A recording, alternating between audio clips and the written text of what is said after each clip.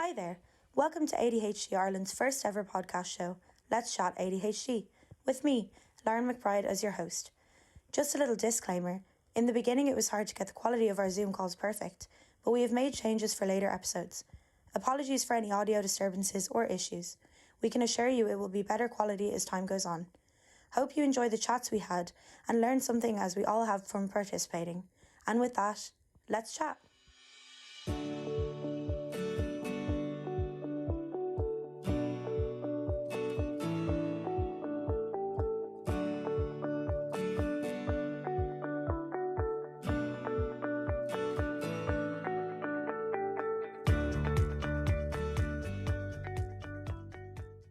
Hi guys, welcome to the very first podcast for ADHD Ireland, hosted by me, Lauren McBride, or Her Thoughts in Bright Colours on Instagram.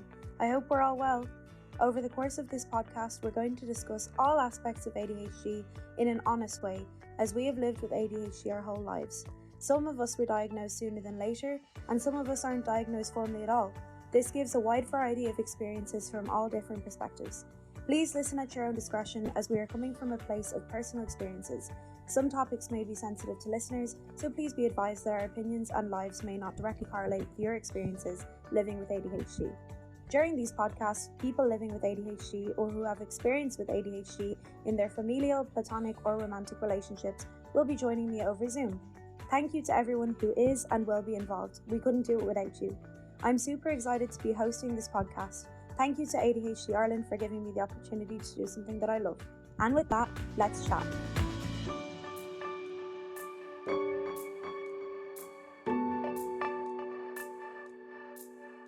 So for today's chat, I have Joy and Thomas here with me. So hi guys.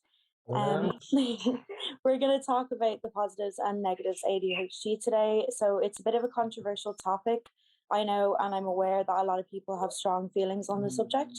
So first of all, thank you both for joining me today over Zoom. We're very grateful to have you both here to have a chat. So thanks for opening up to listeners about anything you talk about. I just want to say again, there's no pressure to discuss anything you're not comfortable with. So with that, let's chat. So if you guys want to go ahead and tell me a bit about yourselves, maybe Joy, you could go first. Just a little bit of background.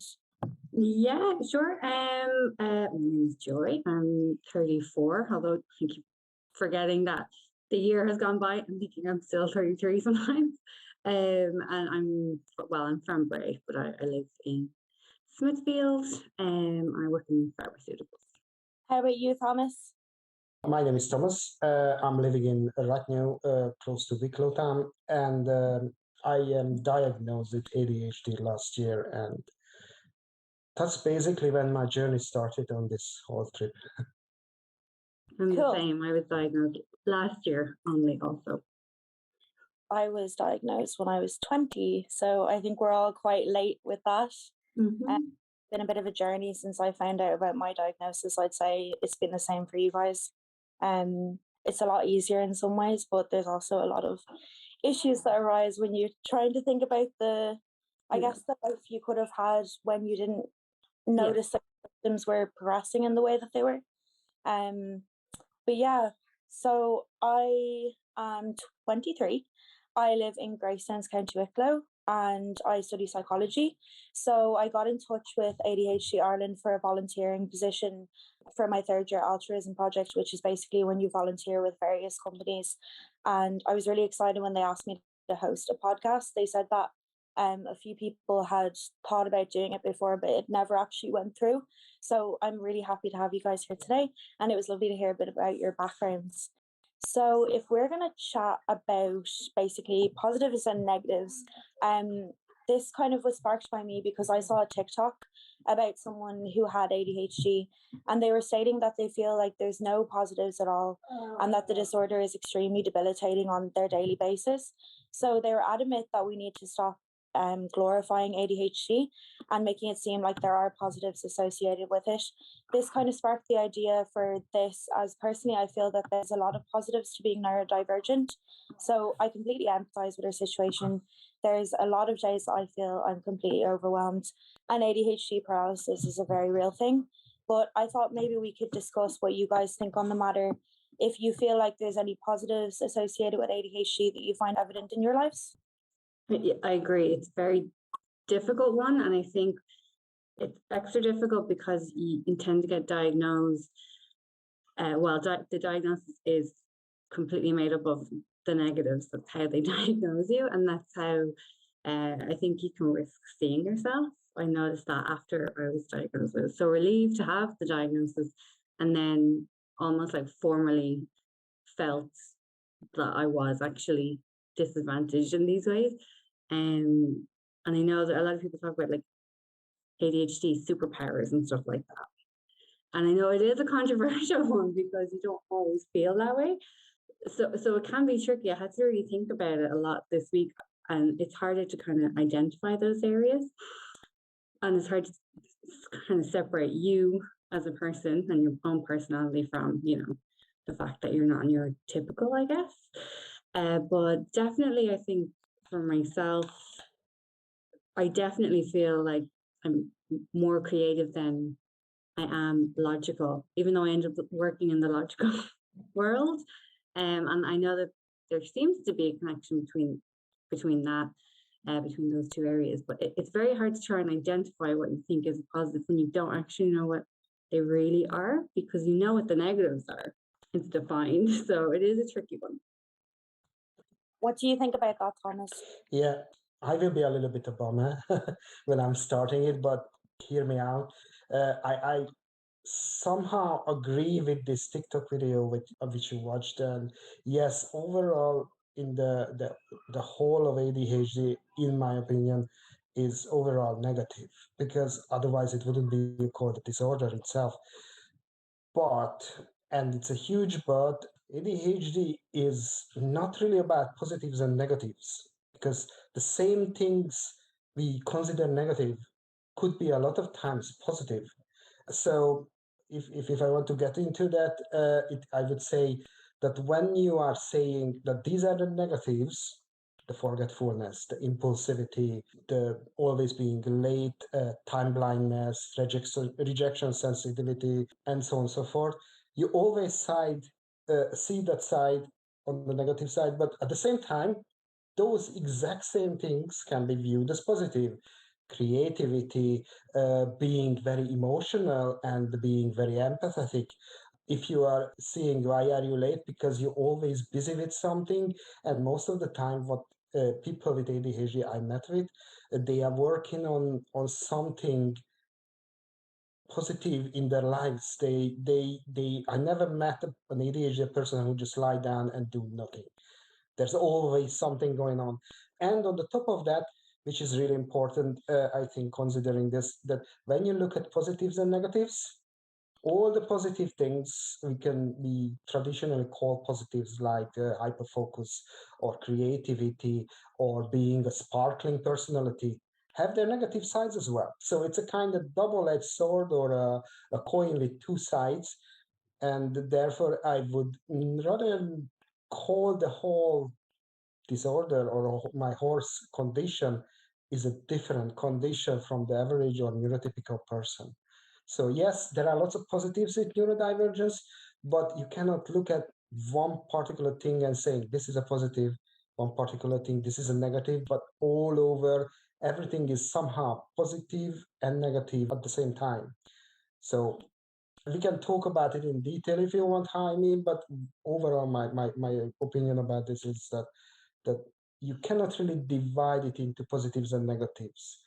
But overall, being a neurodivergent, and especially an ADHD person in the current society, which needs structure, timeless, so all we are bad at is actually coming from the society, not because we are in somehow lacking abilities. It's more about we are not fitting into this society, which was built for a totally different mindset. Yeah, I totally agree. It's how you measure what you're measuring it against. And like if you have a job that requires you to keep track of multiple things and meetings, like it's going to come across as a disadvantage. And that's how you kind of, I think, you run the risk of just seeing everything through that kind of lens. Whereas you step back and look at it like that, and so it's important, I think. I know I get hung up on the negative side of things too much, or maybe not too much, but I've noticed I've been kind of stuck in that thinking a couple of times since I got diagnosed. Imagine a person who is working in an office, and that office is everybody experience at some sort of level what it looks like, how it works. People usually quiet, working on their computers or whatever their job is, on the phone. And when you are trying to do something different there, you're punished for it. Which does not necessarily mean you do something negative, because you may be much more effective that way and you would provide much more productive to the company. But at the same time, it's not in the norm, not in the mindset what most people who work there doing it. And that's why I consider the negative.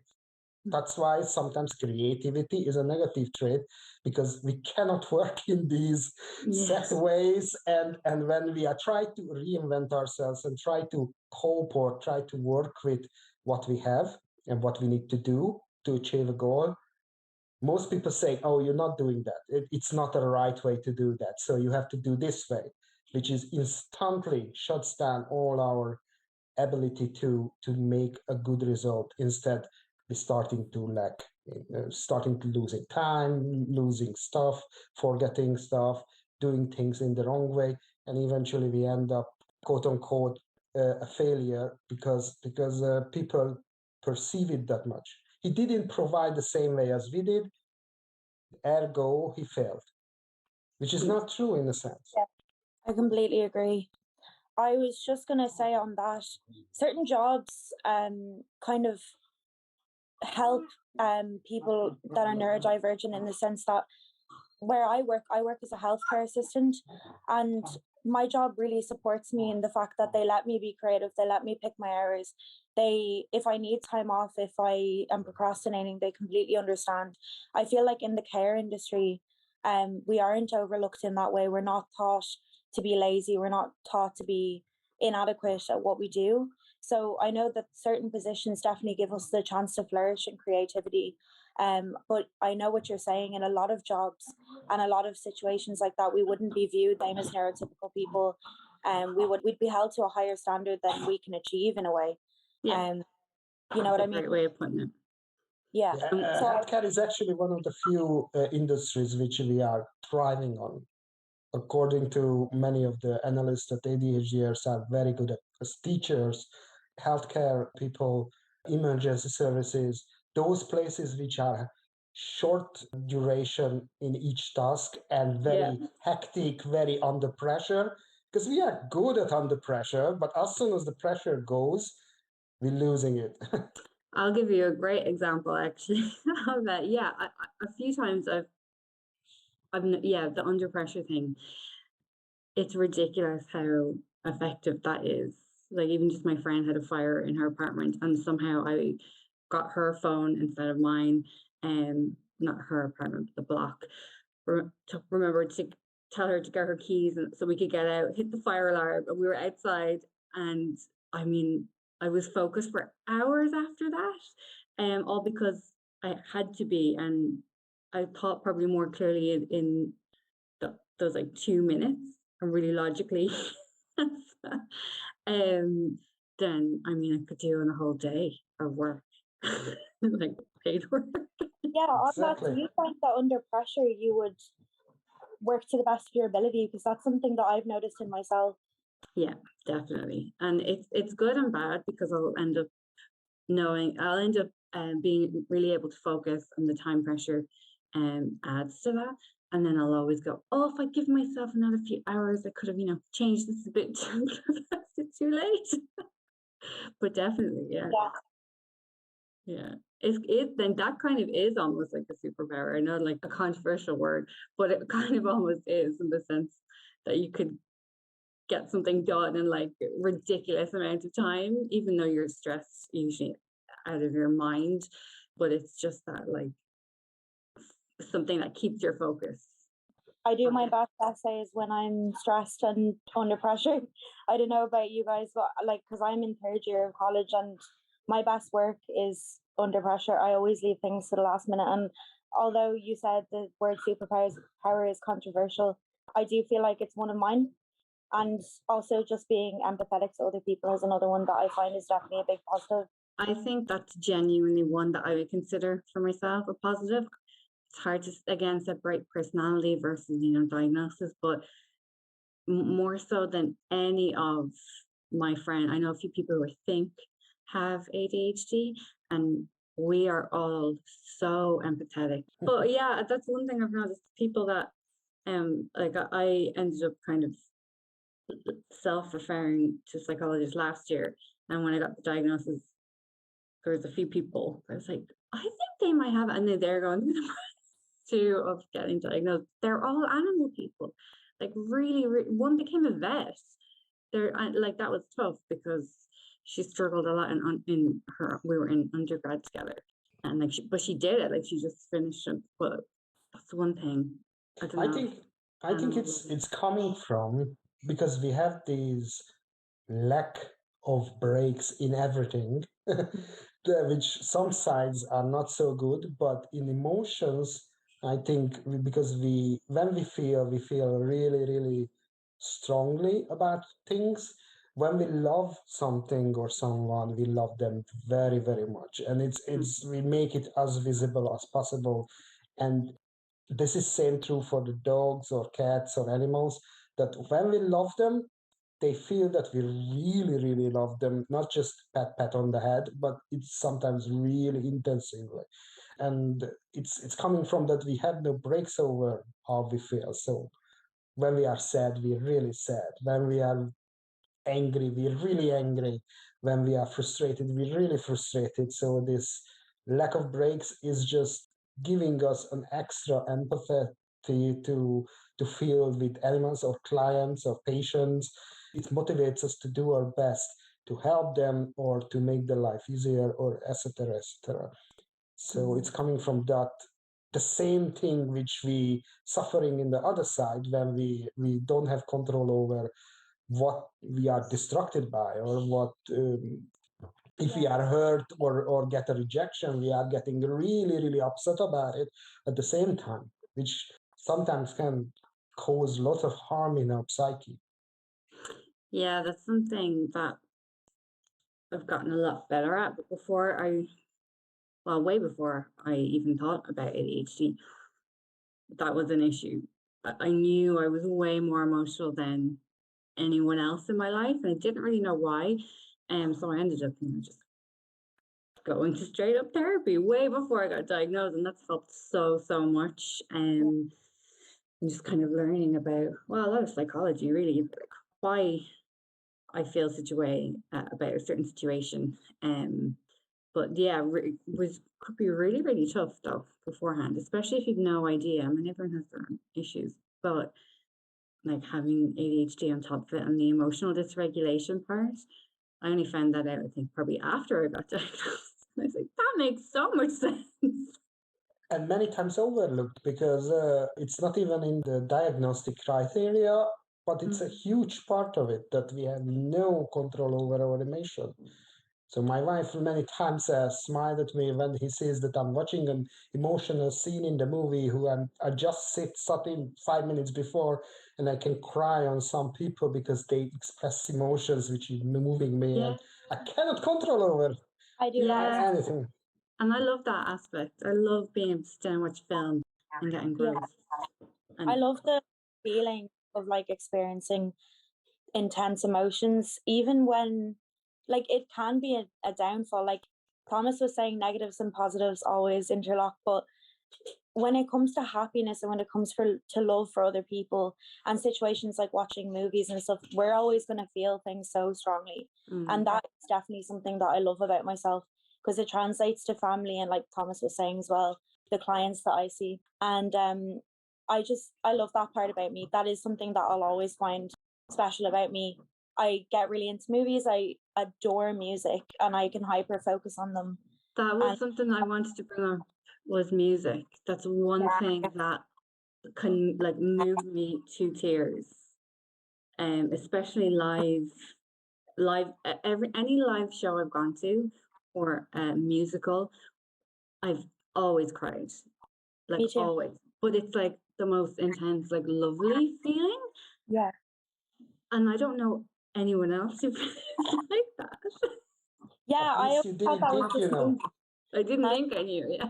Yeah, until you find out and you're kind of like, oh, I am this way, and other people are this way too, and then you feel like a bond to people who are in the same situation as you. You know, it's nice to know there's more of us out there.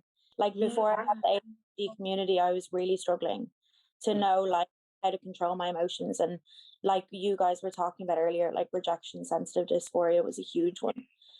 Even though, like I think Thomas mentioned, it's not in the criteria. The problems with relationships are there. You're supposed to have had problems with relationships, but they don't go into why or how or what the cause. Yeah. And that's something that we're going to cover actually in one of our future podcasts. It's funny, most of the things that we're talking about, they're so evident for people with ADHD that they are going to come up for us in future podcasts. Relationships is a huge one, and it needs to be talked about more because attachment styles and all that come into play there as well. Oh And yeah. thing, then it can be a negative thing as well. Yeah, hugely. I mean, if I'd known that kind of information before, I had to find it out myself. Imagine all the time and heartache, just generally for people, I think, not just us, but like if people were more aware of these kind of things from a younger age, I think we'd all be so much better off. Yeah, I mean, a huge thing about this podcast is spreading awareness about this, because people who have people with ADHD in their family, partners of people with ADHD, friends, loved ones, it can be really difficult for them to understand. And it's something that we really need to educate about. Neurodivergence as a whole, you know, like it's how our brain works, we can't control it. And it's so prevalent in society now, like it's so diagnosed now. You know, it's not that it's more prevalent, it's that it's more diagnosed. Yeah. And since it's so prevalent, it needs to be talked about more. One of the lesser mentioned positives, let's call it positives, is that because we are neurodivergent, we are in a minority, so to speak, we are much more empathetic and much more understanding with other minorities who are having discrimination or any other, how would I say, exclusion, including race, including sexuality, any other thing, because we know the invisible struggle behind this. And many of the minorities have the same thing, that people, for example, autistic people don't see people, they just see a weird person who's doing weird things. But we understand how much struggle, how much fear, how much hope, how much want to fit in is behind that person, because we are the same, we are doing the same, we want to fit in this society despite that it's not built for us. And therefore we have this very strong social sensitivity to other minorities of all sorts, regardless of their nature. And I really love this in my ADHD. I always been a very socially sensitive person. Yeah. But when I realized that why I am like that, it was clear as day that the more you're aware of your difference, the more you want to stand up for those who are different too. And it helps a better society in a sense, because more people are aware of the differences, the better they treat them. Yeah, entirely. I feel like our little community is really accepting of everyone. And we do fight for acceptance. We do fight to end the stigma, especially behind mental health. Mental health and ADHD are so tied in. And I just feel like from running a mental health page, I realized that our society, our group, every individual with ADHD, they're all just trying to fight for a better understanding of it and a better understanding of everyone as individuals, because every person that's neurodivergent is different. And it's just really lovely that we can see that and that we can all work together to try and make things a bit easier for other people who also feel alone in it, you know, because we all understood what it was like to feel alone and feel different before we were diagnosed. Yeah, and I mean, even afterwards, I mean, my friends know, like they know and they understand. I mean, to be fair, when I first mention it, they said that, oh, that doesn't fit, because I don't think the real kind of, what's the word, like perception what it is versus what it actually is very different. But like my best friend still would be like, how are you always late? I'm like, how are you still asking me this question? At this stage, it's your issue, because of course I'm going to be late. Yeah, completely. At this stage, they should be a little bit more understanding, but I'm sure they're trying at the same time. Yeah, and it's just become a joke. She'd be like, you live around the corner, and I'm like, I know, but the fact that you're still expecting me to be on time when I'm never on time. But this is very, very, very clearly showing your story that many people, even if they don't understand it, they try to accommodate you in a sense, especially friends. Obviously, this is not working, and that's the negative side of it. That it's not working everywhere. But if you are late from a very important meeting, Yeah, for a job interview or a meeting with your boss or anything else, and you are late and you're consistently late, that will be noted, and it can strike back to you and make your life much harder. At the same time, the friends are accommodating, making a joke out of it. And for example, me, I constantly am a part of the joke because I forget things which we talked about 10 minutes ago. And why did you forget it? We just talked about it. What we were talking about, and I literally had to question.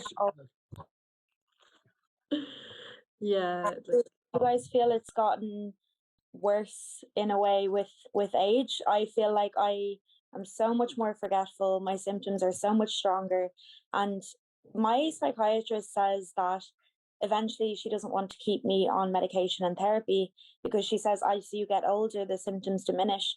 But from what I've seen in the groups that I'm part of and on Instagram in the mental health community, and from my personal experience, they don't diminish with age. I think they're getting, I don't know, want of a better word for worse, stronger. There's a scary amount of medical professionals that have no idea, that seem to lack awareness of very basic facts about ADHD. It's scary. Like I don't even know how to talk about how many times I've heard people being told they can't have ADHD because they're adults. Like, it makes my blood boil. Yeah, it's always the image of like a little hyperactive child, isn't it? And people assume you grow out of it, and people assume that it gets easier, and it just doesn't. And we, like I said earlier, we actually have a podcast coming up on diagnosis, and one of my friends wants to come on and talk about the difference between male and female diagnosis, and the difference between getting diagnosed as an adult versus a child, and how if you go to seek out a diagnosis, it's actually harder for you to get one than if your doctor or your psychiatrist notices it first, which is ridiculous because we know ourselves the best. And if we're having all these symptoms and we're living this life where things are harder for us in a way, well, in a lot of ways, it's, we know ourselves and we should be respected, we should be taken seriously with that sort of thing. Yeah, absolutely. There's also the fact that, I mean, how many people are getting, how many GPs are noticing symptoms in adult. Like, I've been seeing my GP for years, and he's amazing, and he's very supportive of anything mental health. And I felt comfortable saying it to him about referring me, but I never heard back from my local mental health team. So I went with the private route. So, like, that's the thing for me. Yeah, and I know that's a different topic, but just, I think it's universal, especially in our... But just a little bit, returning back to the medication, I just like to point it out that medication can help the person redirect their life with medication. So it helped me hugely. When I first took my medication, I didn't know that's a state of mind you can be in. It was such a stark difference for me. And the stigma related to medication is really, really detrimental, especially when people are watching Netflix movies about it and stuff. And they say, oh, you take a medication for ADHD. That must be really, really bad because they just selling you for your whatever.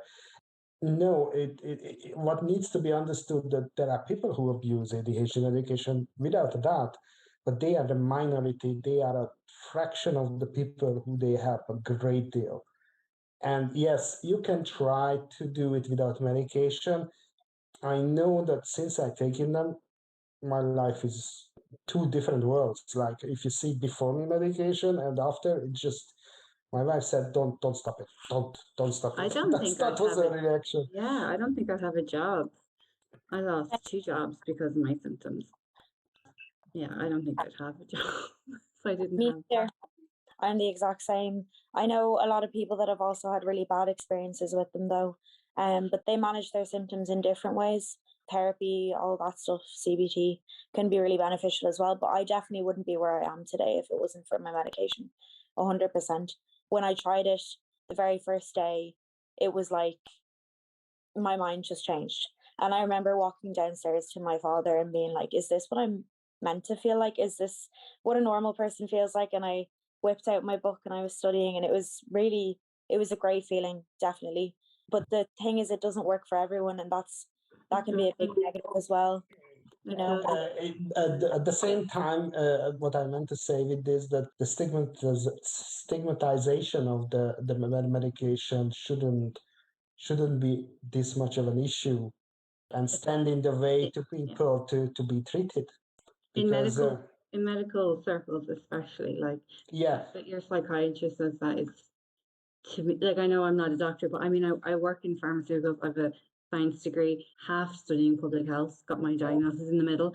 Like, there's a lot of information out there that contradicts what your psychiatrist said, and it always makes me wonder, like, what are the guidelines for ADHD in Ireland? Like, what do psychiatrists work from? It's so strange to me that there doesn't seem to be. And it's really hard to get someone who actually know their stuff. Yeah, which is a bad thing for ADHD. I just needed somebody to prescribe, because I was like, I have it, I need help. Yeah. So if someone's prescribing, like, that's almost like a win here. And a lot of people are reluctant to do so. Like I was saying about my psychiatrist saying that she doesn't want to keep me on my medication. I think a huge part of it is that even psychiatrists who have all this experience and prescribe the medication would have the stigma there to feel that the medication is so addictive. And that's not addictive. It's not. No. It's in a way because we need it. And it's not even an addictive dose. Like, a therapeutic dose is nowhere near what you would take if you were buying something on the street. Yeah, like neurotypical people have. And on the other hand, it's very, very important to mention that it affects us very, very differently than an average person. So while someone taking a medication as a neurotypical, I usually bring it up like coffee. Coffee is a typical example that I never understood why people say, if I drink this coffee, I cannot sleep at night. Because I always could sleep at night. It wasn't a problem for me. And whenever I drank the coffee, I said, I'm tired and I'm feeling so calm. So, okay, I'm going to have a little rest. And I fell asleep and I slept without an issue when I drank half an hour before a coffee. And everybody was complaining that, if I'm drinking this, I will be up until late night and I cannot afford that. And what are you talking about? And there's evidence that the same works for stimulant medication. Yeah, stimulant medication affects exactly the same. But some people will be told to take some in the US in the evening because it calms their brain down enough that they can fall asleep. It doesn't have the same. In the evening as well as the morning. I have a split dose. I have a one in the morning kind of thing. I have a full day long one, and that's why I don't have to worry about it. Yeah, well, I'm quite lucky. My psychiatrist is so pro medication. He's like, this will change your life. I'm so grateful. Yeah, so grateful. Just to return to the positives and negatives, that you see, this is one of the things what is important to point out, that because we are, as ADHDers, so successful in some parts, people who are doing extraordinary things, or even things in their own community where they highly regarded, many people don't even think it as a disorder in a sense, but more of a, oh, this is a personality trait. They are just inventive. They are just like to be busy, like to do their stuff all the time.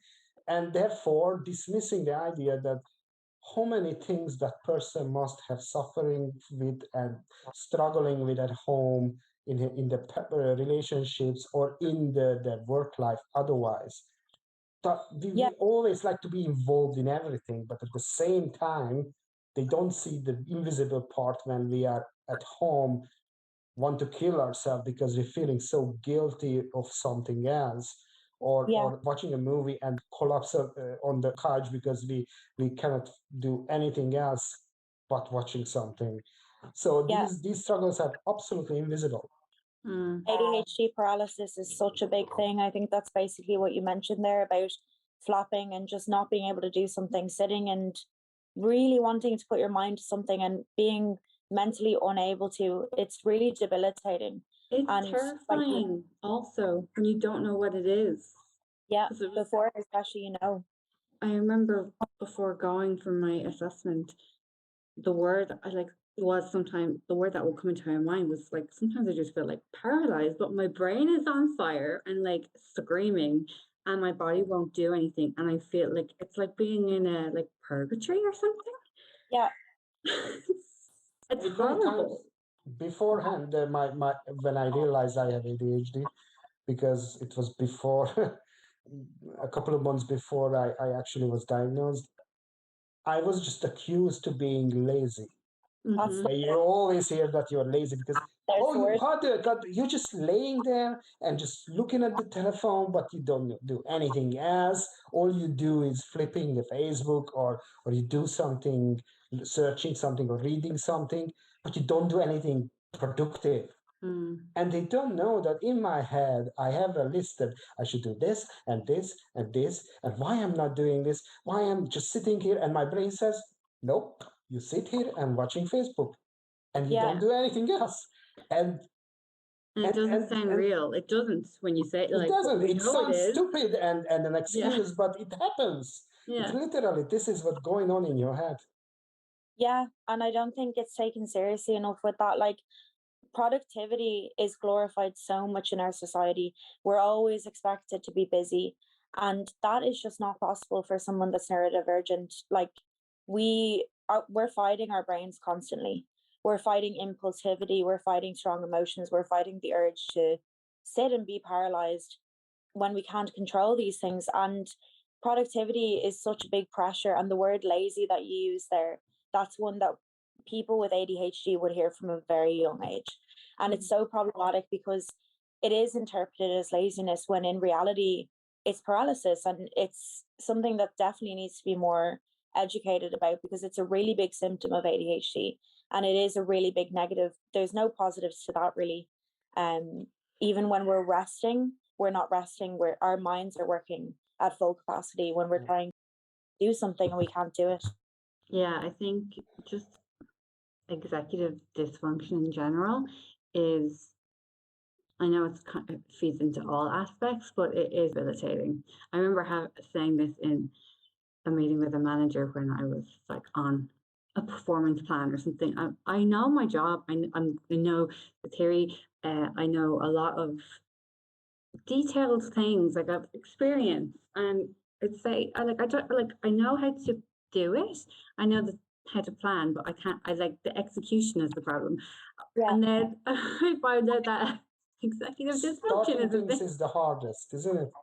Starting things. That's the deadliest. And on the top of that, we have to mention that we're actually busy all the time. If not nowhere else in our heads, we're definitely busy. And we always have something to do, but the problem is most of it is, one, is not visible because it's in our head. The second thing, we're doing things which we see in the front of our eyes, or doing which is absolutely have no consequence. But it wasn't task. We did it, we finished it, but at the same time, it's no use to anyone. So therefore, it considered not really an important task. So when you, for example, you have to clean the house, you do all other things but cleaning the house. So it's just one. It's like you go bring out the rubbish, you go walk with the dog, you go to shopping, you go do this, that, and eventually ended up that, oh, what did I wanted to do? Oh, cleaning the house. No, today I won't, so I'm finished because I'm so tired, so exhausted. I didn't do anything else. And you feel guilty because you wanted to clean the house, but you did everything else what you thought it's important at that time when you were there and saw that in the front of you. Think that, oh, I can't do this until I pick up this. And I'd be walking over to pick it up and I see something else. Then I'm doing that. Then I walk back to the kitchen and I go, oh, I need Typical to change reaction. do that. And then I go back to pick them again and there's something else. And I start to think if there was a video camera in my apartment watching me, it would be hilarious. Just watching me. We should be like our own little sitcom, to be honest. I feel like I'm living in a sitcom in my own head. With a little laugh track, like, and music playing in your head at all times. All times, like always. There was a song, I finally got it out of my head. It was there for about 5 days. And then came on an ad or something, and I was like, no. It's repeating. I have this theory that the German word Ohrwurm, which means that something stuck in your head, a music, a melody, is actually made by an ADHD because that's constant. I get rid of one song finally, and I don't want to hear the Despacito in my head 700 times, and I hear something other stuck in my head, and for 5 days I hear that for 700 times. So it always happens. But this, on the other hand, is interesting to get some positives. That my long-term memory is unbelievable sometimes, that I remember such obscure things from what I picked up in a very, very sideways way, facts, information, which I just read in an article, and I just pick it up like this, and there's no problem to pull it up. But where did I left my toothbrush? Where did I left my car keys or anything like that? No idea. Total blank. Most obscure stuff from 10 years ago. Lines from TV shows, word for word, but I literally remember cannot find my hairbrush. Scene in that movie, and everyone looks at it. I don't even remember that movie. How did you bring it up? Actually, so I don't know if this is a positive or a negative, but that kind of recall for things that really interest you, especially things for me that I find really amusing. I have the weirdest example, and I feel like it must be an ADHD thing. I was on like a weekend away with some girls, like ages and ages ago.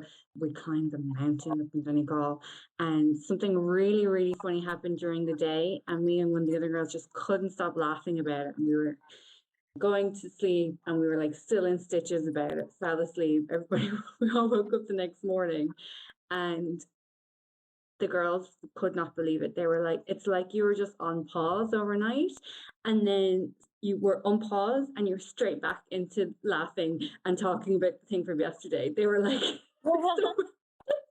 no, it's mad. It's mad. There definitely is some positives though, because there's never a dull day. There's literally never a dull day in the life of someone with ADHD. And I do feel like we get invested in things like that. Like for me, it's music.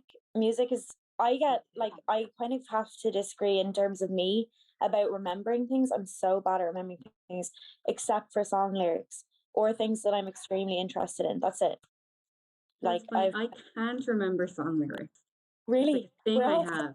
I can I love music, and there's songs I'm gonna listen to on repeat for years, like for hours, and they've been listened to for years, and I won't be able to remember the lyrics. And that's mad. I'm with you with the lyrics. I remember the lyrics if I like the song or if I get the song, but if I just hear something in the radio or something and that was nice. If you would call me that, what they were singing about, I have no clue. So that's usually it needs to be interesting for me. Get me? Yeah. I mean, some classics I remember the words to, but mainly no. That's mad. It's funny that we all have different things that we would like focus on. Like, I just don't remember movies no matter how many times I watch them. Nightmare Before Christmas is one of my favorite movies. I couldn't tell you what happens. Literally, I couldn't tell you what happens in The Notebook. I don't know what happens in my favorite shows, but I love them. I will watch Friends over and over again because every time it's like I'm watching for the first time. Whereas, like, you could play a song from like 12 years ago that I didn't even like, and I just know every single word. I could literally nearly guess them. I'm the opposite. I remember like word for word scenes. Yeah. TV I'm the shows. same, like Joy. Yeah, and I'll be quoting them, and like my friend will always be like, "Oh, I can never remember it," but song lyrics, not at all. That's mad. Yeah, we're all so different in that way, but we do focus and remember things that are interesting to us, and it can be really good to recall the information. I think it's really good to help strengthen our mind in that way so that we don't experience memory loss, which I know a lot of people with ADHD do have. We are all quite forgetful, but How do we know we have it? how do we know? Because we forget 5 minutes later. So you were asking about do you think symptoms get less or worse over time? Obviously, we all just got diagnosed relatively recently, so obviously they haven't diminished from childhood. Yeah, but also I've had COVID twice now. I had the second in February, and my concentration and memory has still not recovered, and that's separate completely. But like, I thought that my recall might have been bad before, and now I literally can't. There's some things I don't remember at all from like the week that I was sick. I was just told about it afterwards, or things I watched on TV. Again, I remember things really distinctly from TV shows and films, and I was watching back a bit, and I thought it was from a different season because I was like, Yeah. Risk taking is another positive that we doing everything. That just you took the COVID twice, and I'm such a coward. I don't want to get it at all. I don't want it either. No, I'm just joking, of course, but the risk taking is huge positive in a sense, but at the same time it's harmful as well. So we are that person. What if we going to England for a trip? All right, let's go. That's the reaction, and not even thinking about it because we don't worry about the risks and whatever it involves. It's just going. It obviously impulsivity in a sense, but at the same time, many places. But for example, I heard this story from an American podcast that the person with ADHD worked as a fireman. There was a burning house. There was a child there. They knew that the child was left in there. Nobody dared because they said it's a suicide mission. The guy with the ADHD said, "No, I'm going." And he went in without asking the others that, okay, am I okay? He went in and saved the child. He was the hero of the day. Everybody praised him and said, "No, I just didn't think about the dangers, what I will facing there." So he was taking the risk, and he said he went in and did it. But eventually, when he left the building and came out and get cooled down and started to realize what he just did, he realized that he didn't even think of that he can choke to death, possibility of burning his own body is as well. It just didn't even come to his mind. He just jumped in, went and took the risk, and he became positive on it. But he could die there as well. Yeah, we do put the risk a lot, but sometimes they have great outcomes. Start new situations. We could join new clubs like at an instant. We could have bit of a hyper focus session, and next thing we've started like a whole art project. And obviously more riskier situations like that, there can be negatives as well, but sometimes the outcomes are great and you feel really good afterwards, but the impulsivity is definitely there. It just does have positives and negatives at the same time. I've noticed I have a problem being like a bystander when something's going on. I can't not, especially when nobody else is doing something. Falling back on me a few times in a negative way, and I beat myself up like, why can't I just like keep to myself, mind my own business? But then I think afterwards, like, or now when when I'm not feeling stupid about doing something, I go, you know what? No, I don't want to be somebody just standing by watching things happening. We're careful. Like we have empathy, strong empathy. That is such a, like, you just can't watch someone suffering. I couldn't watch my dog suffering. I had to adopt them, and it affects me so much. It's different. Animal suffering is just unbearable. You cannot watch it at all. It's not. Sorry, my friends won't stop like making fun of me because I tried to rescue a pigeon from the square. We've all done it. Well, I did rescue him. Looks like he died on the way to the vet because he was so traumatized. They picked him up. And the absolute stick I've gotten from my friends. No, I mean it is hilarious because I mean it would have been one thing if I'd gotten him there, but he had the audacity to die on the way. I know, trying your best. This is the thing that we can't be bystanders. We always have to help out, and that could definitely be detrimental to us sometimes. But it's lovely as well. It's definitely a great trait. You know, like if I am out in town at night and someone's overdone on alcohol, I have a fear of people getting sick, and a big thing for me. But anytime I see someone that is young and their friends aren't taking care of them, some part of me, the empathetic part of me and the part of me that cares about people and living things, takes over. And no matter how strong my phobia is, when I feel like I'm going to faint, when I'd rather be anywhere but there, I'll still help the person. And like, that's not a brag. It's something I like about myself. It's like, I take over, you know, with part of me that cares about people. Like, and it's really, that is definitely a, in brackets, superpower that I think I have. And here comes the duplicity, what I said, the two sides of the same coin.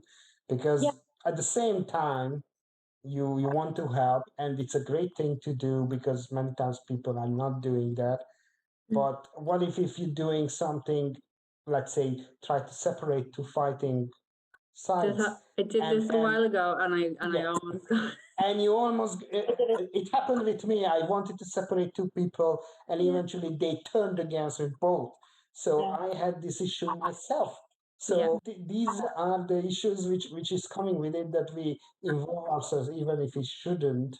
We don't do injustice as well. We do not like injustice. I agree with that a lot. But at the same time, many times we pay the price that others should. In my childhood, I remember many times I was the one who stood up for the class against the teachers and saying that, listen, this is not right what you're doing, or that's not right. And the principal knew me by name and by face. Eventually, he just started to laugh when he saw I was stepped in the principal's office because, oh, Thomas, you again? You know, that was the reaction because he knew that, okay, what did you stand up for now? And I was constantly, they were contacting my parents, and obviously I got my own, that why did you do this? Why did you say this and this and that? Or why did you do this and this and that for that teacher? And they knew, even my parents and the principal as well, that something injustice happened there, which I was stand against too. So I never really got a punishment for what I did, but at the same time, I was constantly in trouble because of that. So the two sides of the same thing, a positive and a negative side, because my classmates loved it, that there's always someone to stand up for us if there's something happening. Yeah. I like how we're discussing the duality of these things, like you're saying, two sides of the same coin. It's the whole point of the podcast was to discuss positives and negatives, but it's became evident that most situations, most things about being empathetic, most things about having the struggles that we have, there is always positive and negative sides. It's not just one or the other. And that's just really interesting to think about, because I guess I went into this thinking that it was more questions like, do you feel like the positives outweigh the negatives or the other way around? And what symptoms should people be looking out for to help you? But in reality, we're helping ourselves, and it's getting better, and there is just more help out there, and there is always going to be positives and negatives, and we are just people. Everyone has their own struggles, everyone has their own things, and maybe sometimes it's a bit harder for us to fit in, but there's also the positives there, definitely, that we're all unique, we all are empathetic, we all stand up for people like you were saying, and maybe we get in trouble but we feel good about it, and we're more altruistic than a lot of people. And it's just nice to think that maybe the situations we're in make us, I don't want to be cliche, but stronger in a way, and we learn hard lessons and they serve us well for the rest of our lives. So there is definitely positives to the negatives. Yeah, I think we're very altruistic. Yeah, I would bet you in any money that if we would be able to find out most historical persons who we look at as a great person, most of them would be neurodivergent in a sense, because they were so different of the average people. And we could say almost anybody, I would say that person had some neurodivergent traits, because we are that's why I said at the very start that we are different, which is not fitting the current societal norms, and that's why we're struggling. That's why we constantly have our issues, because we're not fit in. We're not in this neurotypical world. It's like put a square in a circle or something like that. It just doesn't work. I don't know if it's actually Einstein that said it, but the measuring a fish by how they can ride a bicycle, and they'll always think they're stupid. Or how they can climb a tree. You know, society needs to adapt a bit more for us, honestly. Like there's things we can change. There is things we can change, but we don't really have the power to adapt for society. And today's society is so fast paced. You're entirely right, measuring a fish and all that. By how they can read a book, I think you said. It's ride a bike, but I don't think they can read a book great or too well. There's the memory going. It's definitely, we're measured at too high a standard, and while we do like being us, it is hard for us to fit in, like Thomas was saying. It is, it can be. And it's true for all the neurodivergent people, so not just us, but everybody whose brain is working differently, or if not the brain, but something else. Because don't forget it, there are so many minorities are not fitting into the current standards. Yeah. Maybe there's something wrong with the standard, not the people. Yeah, 100%. It's the standard neurodivergency, disabilities. Anyone that is outside what society considers the norm is neglected, and it really needs to change. We are very creative, and we learn to struggle and learn to fight, so we're not just stay down like many things, but we're fighting for our place in this world still. Maybe we have a lot of 3 times harder, but we're still there. It seems to be a theme, doesn't it? That kind of activism, I feel like, is the word. Yeah, no, it's really interesting. It keeps coming back to that sort of thing. We're constantly trying. I don't know a single person with ADHD that I know anyway that's given up completely. Maybe some weeks we feel like we're giving up. Yeah. Maybe multiple weeks in a months. But we always get back up and we're trying. We're trying to fit in as much as we can, and we're trying to figure out things in our own way, routines that suit us. It's a lot of work, but you got to commend us on that, definitely. Yeah, and the awareness helps. Like the awareness of what it really looks like versus how it can be perceived. I mean, I think I read an article on Facebook about a woman who was diagnosed, an Irish woman in like her 30s, and it was only reading that, and this all sounds very familiar. That was my first real experience of what the symptoms really are. So like the awareness and finding and realizing other people have the same experiences, or just the fact that we have very similar. We're all living the same life, just different situations. You know, like it's the same experience. We're all individuals, but it's very similar experience. And I think that a lot of that's down to society. And like you said, people not being educated enough on it. Like if that was your first real reading about what experiences and what symptoms were like for people, that was only recent for you, like that's huge. That's saying a lot. Like this has been something that's been around for a long time. I know it's getting more diagnosed now, but it's always been around, and people just say, oh, lazy person, hyperactive kid, it's not real, they don't need medication. I actually think ADHD, I think it needs a new name, because I just think listing symptoms does not define who we how complex it is. It's so much more complex than you would ever think, just if you didn't read into it. Yeah, if ADHD would be so detrimental to the human condition, it would disappear long time ago, Yeah. like many True. other traits. So, and I say this to autistic people as the same, that these abilities, actually, I watched Temple Grandin, who's autistic, a very interesting presentation where she said that she was referring her autism, but it generally neurodivergent. She talked about neurodivergence. The neurodivergent people are the people who are actually many times moving society forward. That's why they don't disappear. They may look weird, they may look crazy, they may look lazy, hyperactive, etc., etc. But at the same time, they bring in the new ideas. They are the trailblazers. They are going to the unknown and the places where nobody ever went before. And therefore, we're not disappearing because we are needed for humanity in a sense. So we are more important than even we think we are, because most of the people who were great innovator, I bet you in my anything that many of the explorers had ADHD, because we always wanted this dopamine chase that go They into the probably unknown and just got everything. lost trying to get home and discovered somewhere. That's what I'm like.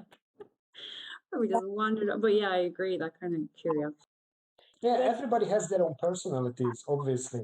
I am different from Joy and you, but at the same time, we have this condition which drives us to do things which neurotypical people may never do.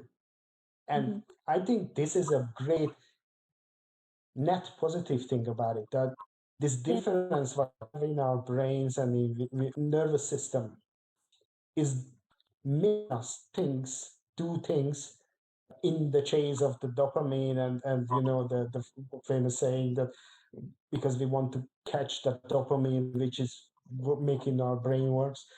We're doing great things even in the small level, the everyday person level. Yeah. So maybe you looked at in the workplace and say, yeah, he's a little bit crazy. He's late all the time. He's interrupting us all the time when we're talking. But at the same time, he has great ideas, and the company, thanks to his ideas, can achieve something much greater that originally would be able to. Or, oh, look at her. She is one of the most popular person who's taking care of people and they love all. While the other one who's just doing their job, they not doing anything. Maybe she's quirky and she's lazy sometimes, and she's maybe interrupt us and talking too much, but everybody loves her. So these are the things that I'm talking about, that we are even on the everyday level stand out, if you know what I mean. We make a difference in a lot of jobs like that. We make a difference in a lot of people's lives. And my psychiatrist said to me that in a way we're, like he was saying, instead of like a debilitating disorder, that it's actually not a superpower, but we're ahead in a way. We're functioning at optimum brain capacity in some ways. Like our hyperactivity, our drive to keep going, the motivative kind of spurs we get, it's all animalistic, animal kingdom stuff. And we would be the animals that survive. We would be the animals that keep going, that catch the prey, and that, like are surviving, because we're on such survival mode all the time. Weird way to look, but I thought it was really interesting because I was coming in all doom and gloom, and he was saying you're actually working at full capacity all the time. You got to give yourself a break. You're trying so hard all the time. And that's a big part of it too. Like I felt like an imposter going to my assessment. I was like, she's gonna laugh at me. She's gonna tell me stop wasting her time. I denied it. I was like, no, I don't have this. I don't have this. They just diagnosed me off the bat because I was going for an eating disorder, which also really interlocks with ADHD. So we're going to talk about that another time. But she noticed it, and she noticed I had dyspraxia as well. I never had any clue. I was that clueless to my own experiences. I wasn't in touch with myself at all. So I understand the imposter thing, because I was like, no, that can't be me. Like, I must just be lazy. I must just be making excuses. I mustn't have this actual reason for being the way I am, because we're filled with a lot of negative self-talk. Yeah, huge amount. And I completely get Yeah, I was like, she's literally gonna tell me to get out of her office and stop wasting her time. And then by the end of the assessment, I did it through a clinical psychologist. She was like, yeah, I think we're gonna be seeing a diagnosis. I need to do all the official kind of adding up all the scores. But she was like, I'm pretty confident. I still didn't believe her. And then she sent me the official letter and said like the report would be available in 6 weeks. And even with the letter, I still didn't believe it until she gave me the 20-page report. Stop! It's so long, isn't it? And you're like, oh. But you know what's hilarious? It wasn't even 20 pages. I read it again recently on medication, and it's 15 pages, and the last 5 pages were coping strategies I never read because It's typical. Yeah. But one last thing, when you're asking about positive and negatives, and I said it's really hard because everything is measured in the negatives. So my own assessment was psychological, like basically I don't remember the name. It's one of the intelligence tests. It's a IQ test. On nonverbal reasoning, I was all over the place, but kind of either average, borderline, or below average. And you could pretty much infer that that's due to my ADHD. But my verbal reasoning was like 99th percentile, like very superior with the words. And so all that reasoning, like communication skills, that kind of stuff, is not off the charts, but really, really high.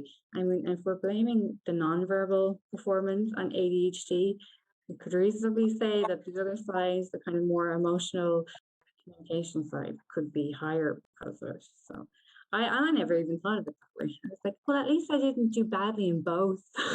Right, at working with people in that way. So we're to people working jobs, whether that be, you said you worked in pharmaceuticals, that's definitely oriented around people, and it's just we're really good at that sort of thing. So there's definitely positives to that. You were saying that at least you didn't fail both.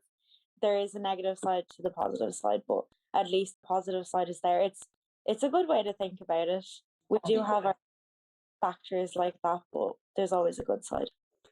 I think overall the negativity and the disorder point of view is because we're not fitting into the current society. Again, I just wanted to reiterate that 100%. we are looked at as a person with a disorder, which is in the name, because we are not fitting. If you look at the name itself, the two things which are named in our condition are the ones which are most bothered by others. The society bothered by these the most. And work and which productivity. They suffer the most because of those. If you would look at it, what we're suffering the most, they are not even named in the right areas. No, Like emotional dysregulation, rejection sensitivity, sensory sensitivity. These are all ignored, which we are so suffering the most. Yeah. What they name it, the condition after, what the society experiences out of us. So the name is not even about us. It's about what society sees us to have. Yeah, you're so right. So the condition definitely needs a new name, I think, because it's all focusing on what the society think of the condition and not us. Because attention deficit is typically related to that, because if you cannot focus, you cannot be productive, you cannot do the work in a timely fashion.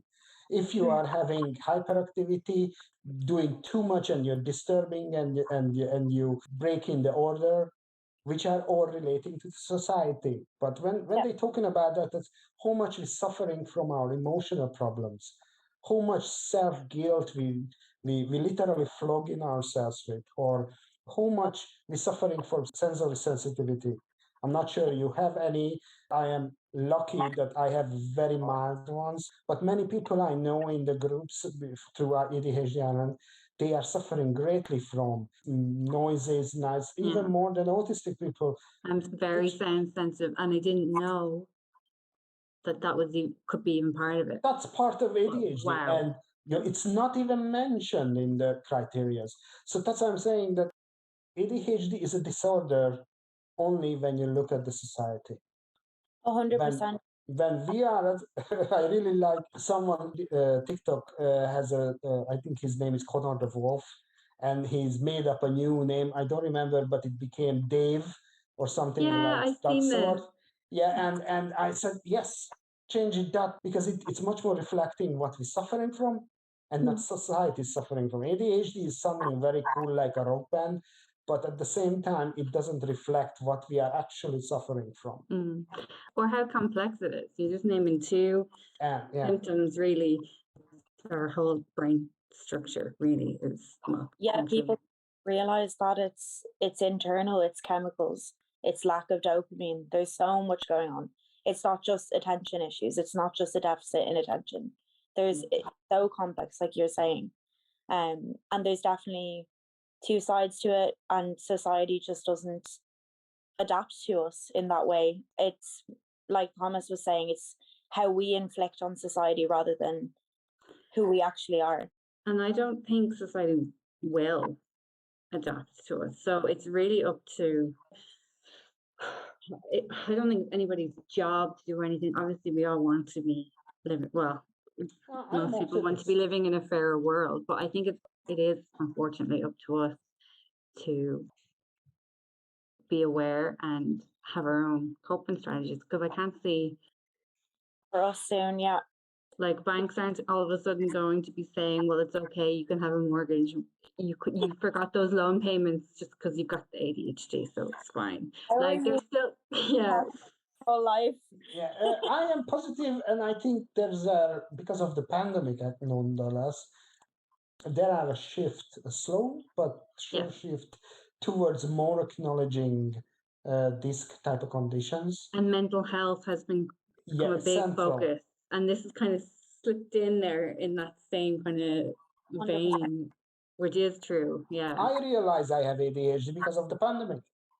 The pandemic produced out in 2021 the whole issue with my son. It started with my son. Everybody's starting. I hear it all the time that because my son was diagnosed or looked at that he is different. Where is it coming from? Parents. And I looked into that and I said, listen, I am doing a lot of what my son does.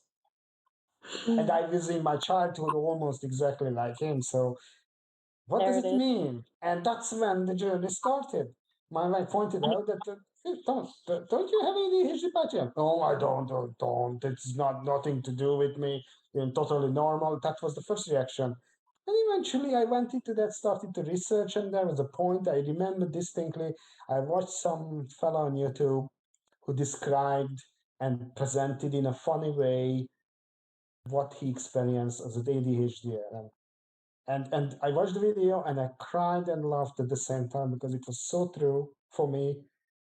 And at the same time, so sad that it's exactly what I felt. And my wife said, what the heck is wrong with you? You're crying and laughing at the same time. I said, that's normal.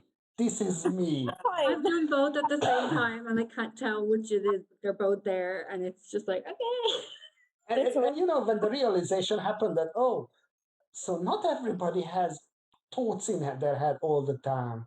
So not everybody is like love to talk all the time and cannot be interrupted. Not everybody is forgetting their things all the time. So these realizations, when comes after then, it's easy. After then, just you have to accept the it's a relief, and it's hard then because you're sad that it wasn't picked up sooner. Or the morning is a different thing entirely. That's real. I know that's a separate topic again, but like that shocked me how much I felt. Really sad for myself. So the denial I can understand entirely when you mentioned earlier. Imposter. You see, I don't remember your name now. Suddenly it's just me. Sort of like yes. Right, so, remember that too. I know your name, but suddenly it didn't come to mind. You see, it is.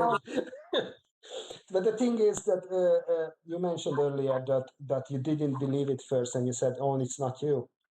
That's rung a bell instantly because that was me as well. At first, I denied everything. One of my parents still doesn't believe it.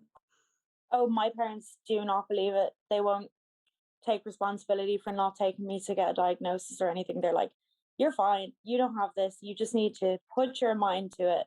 And I'm like, I literally have a psychiatric evaluation done. They're like, nah, you're fine. My Just law don't. report was dismissed. Like, no. Yeah, I just need to write a to-do list. They're My like, you're parents, not walls. You're fine. It's like my head bouncing off the walls.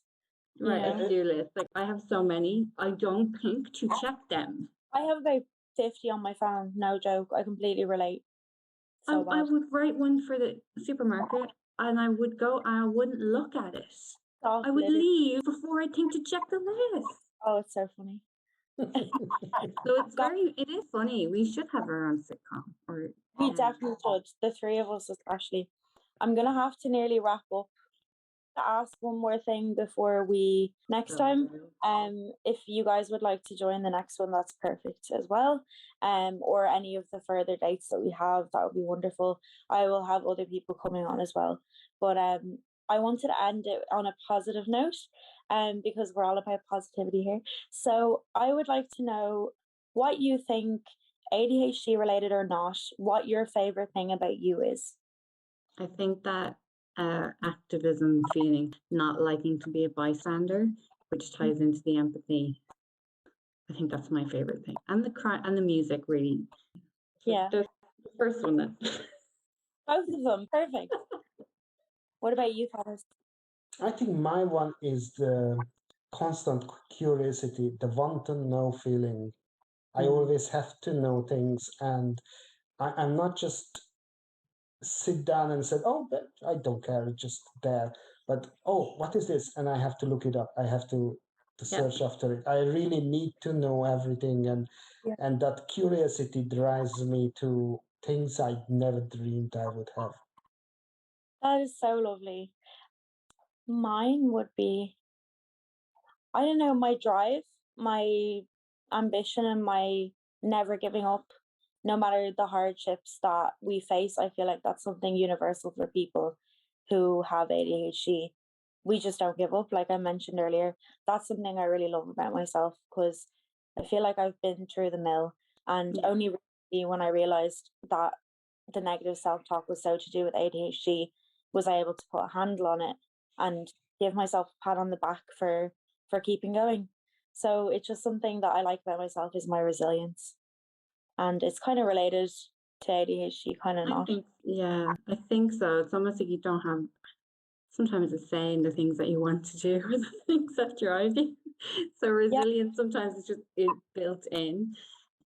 But also, I think people with ADHD tend to just be really funny. I don't know if it's because we can't focus long enough to be serious, or if that's like a trait. But I think that's really we are generally positive people, I think. Everyone I know who I suspect has it or does have had issues with moods, but are so funny and so use it. Yeah, but are just really positive people at the same time. I think we love life. That's why we love living. We love everything around us is dynamic, and we delve into that wholeheartedly. Yeah, everything else is boring. No, there's definitely some good traits in there. So thanks for sharing. It was really nice to share with you guys, and thank you so much for opening up about the way that things have gone for you, and positives and negatives that you've faced. It's really, really interesting that we all have similarities, and then of course there's differences there too, and when we were diagnosed and how we came about realizing that we have this. But we're all individuals, we all have our strengths, we all have our weaknesses, and it's just really lovely to hear that we're ending on a positive note. It's just really nice because, like you said, we can definitely get bogged down in the definition of the disorder and what people think of us. So it's lovely that in our little community, we can spread the awareness and try and end the stigma that we even hold in ourselves. So it's just nice. Please come back and do more. I have loads more sessions coming up, so that's really exciting. And there's different topics that we're going to cover. So I'll have to see. But I can definitely, if you at all would be willing, let me know. And we could always go forward and involve the three of us or multiple people in another episode if that's what you'd be willing to do. So I had a really good time. I hope you guys did too, and thank you so much for sharing. Thank you for listening to Let's Chat, ADHD Ireland's first podcast hosted by me, Lauren McBride. You can find us on Instagram at ADHD Ireland, and I'm on there too, at Her Thoughts in Bright Colours. We hope you enjoyed this podcast, and we'd love to hear your feedback and opinions on the topics covered each week. Sending positive vibes until we chat again.